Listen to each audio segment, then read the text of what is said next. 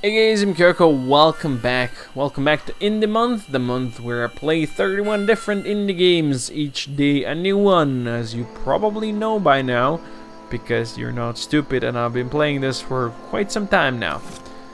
Anyway, today I'm playing The Flame in the Flood. So what is The Flame in the Flood? Well, let's go into basics. So, the game came out on 24th of February 2016, so years ago now. It's been 2 years on Steam. It's been developed by The Molasses Flood and published by The Molasses Flood something Curve Digital, right? Yes, Curve Digital. So yeah, its reviews are mostly positive. There's over 1,400 of them.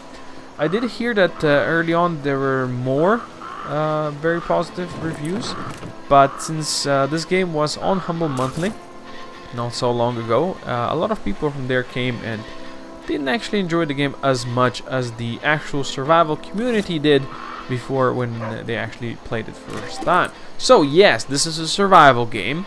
It's very much kind of like Don't Starve. I would very much say, hey, this is Don't Starve with some different and interesting tactics. And by tactics I mean looks and I don't know, different things. Right. Anyway, let's go into details.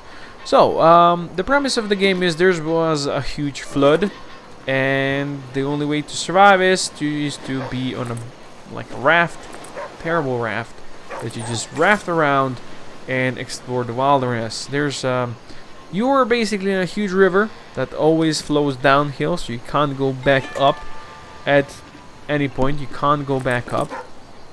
And as you go around, there's like special campsites where you can stop and explore. Now I will go deep into my frustration with the river mechanics later on, but first things, let's focus on the good parts of the game. Okay, because the game is good. The story mode will let you go through like 10 different like areas with like different mechanics.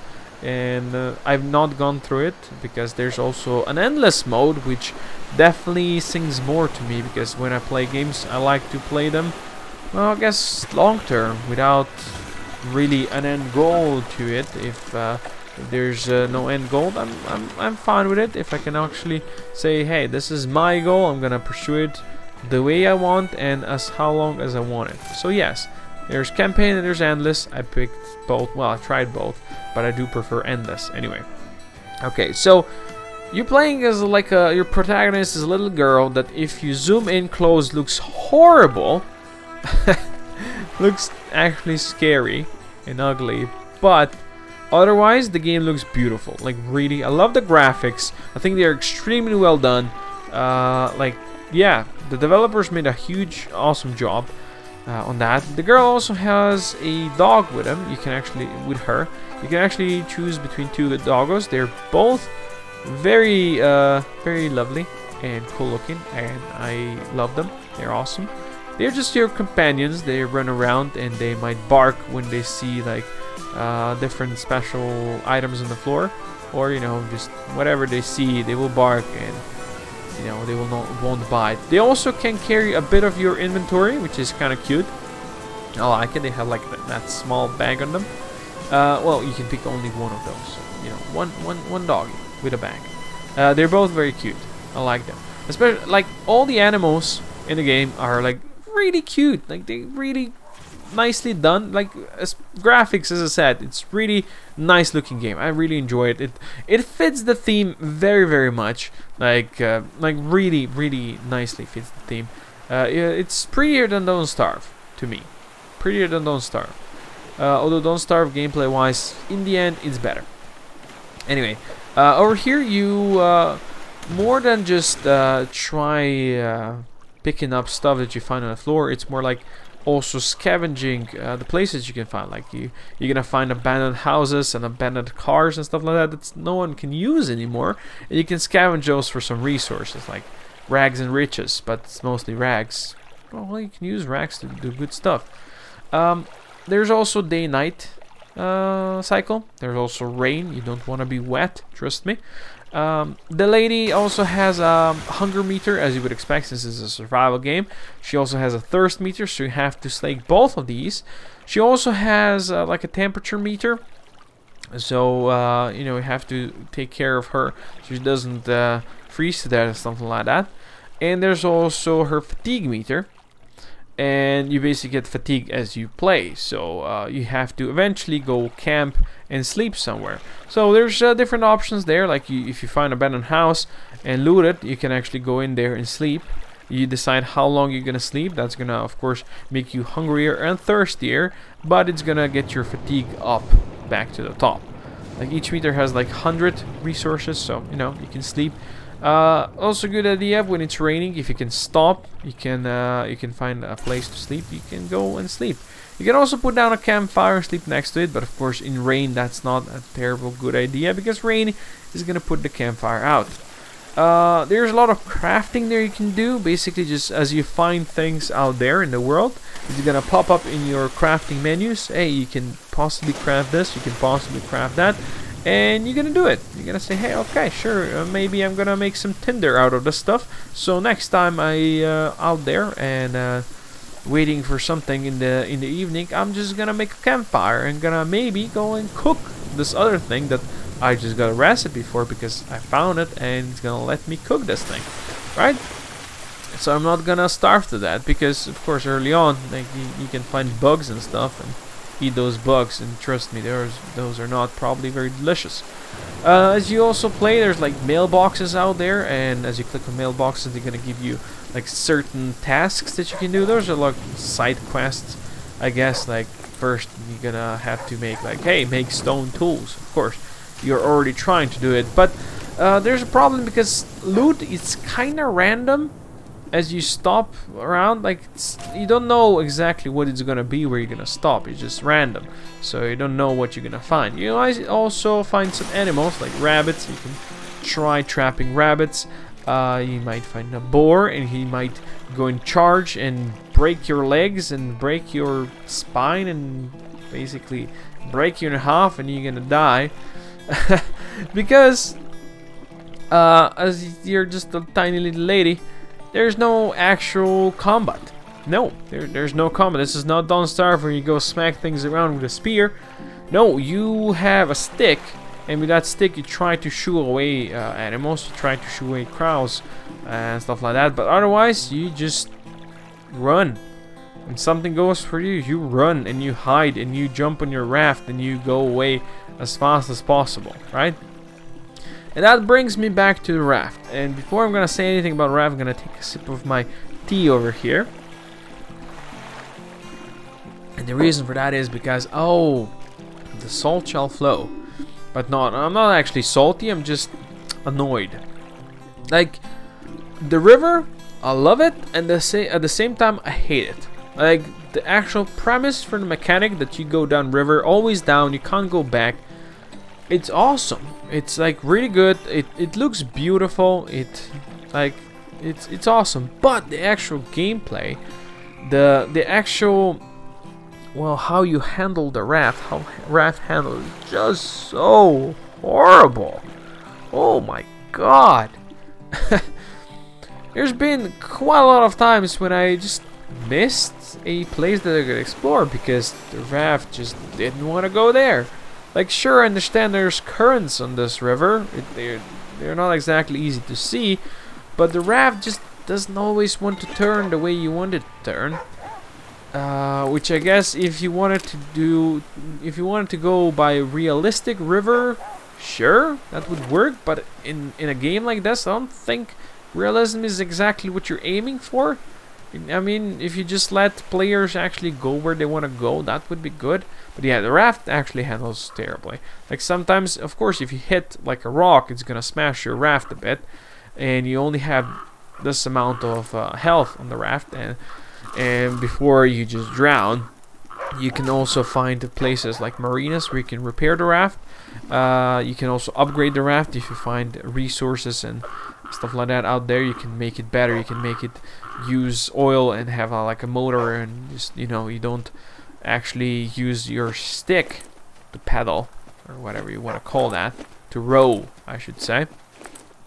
But yeah, as I said, I love the river and I hate the river at the same time. Like, I don't know. I love survival games. I love Don't Starve, and I think I would be ready to love this game.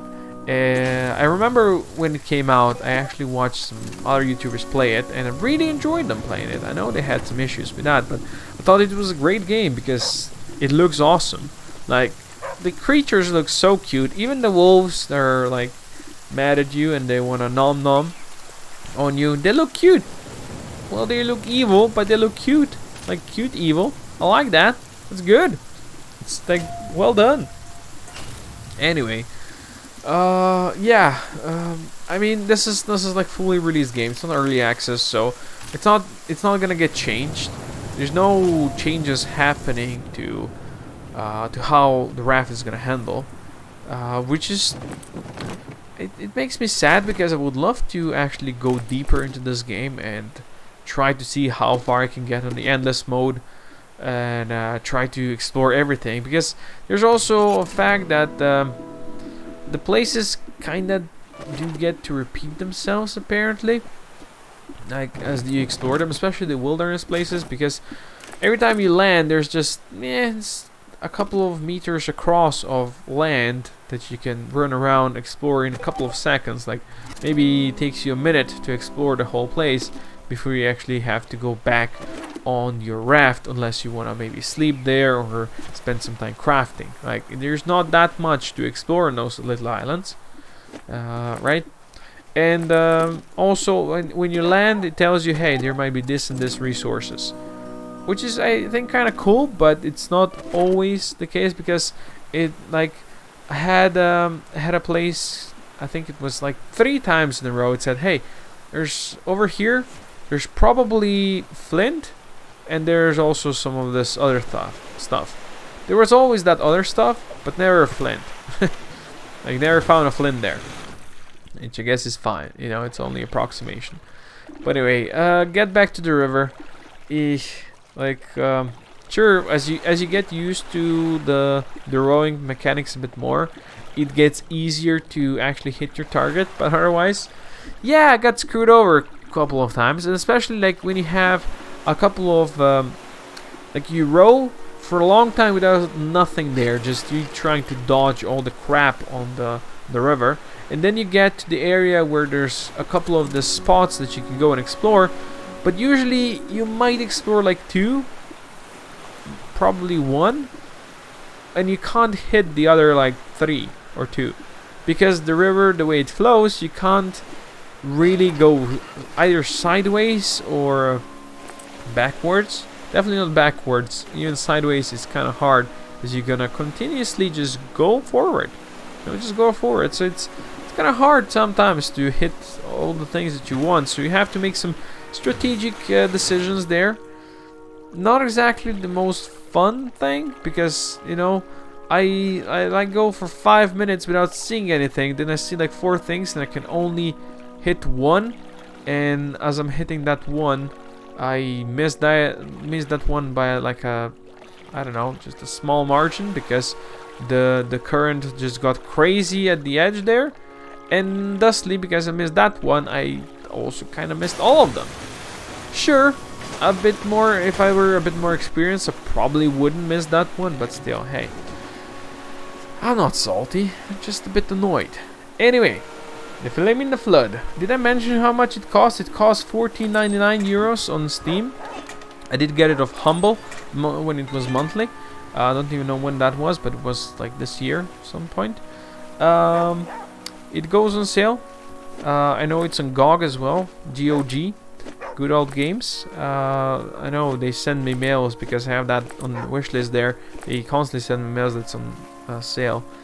Anyway, if you like Don't Starve, give it a try. I think you would like it. I think you would like it very much.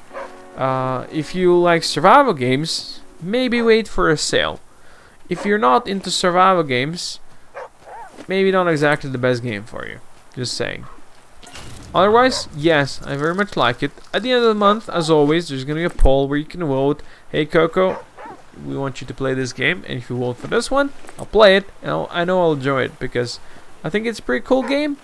There's some mechanics that are not the greatest or the best polished, but I think with some more experience and work, I think I would be able to navigate the rivers and the waters properly.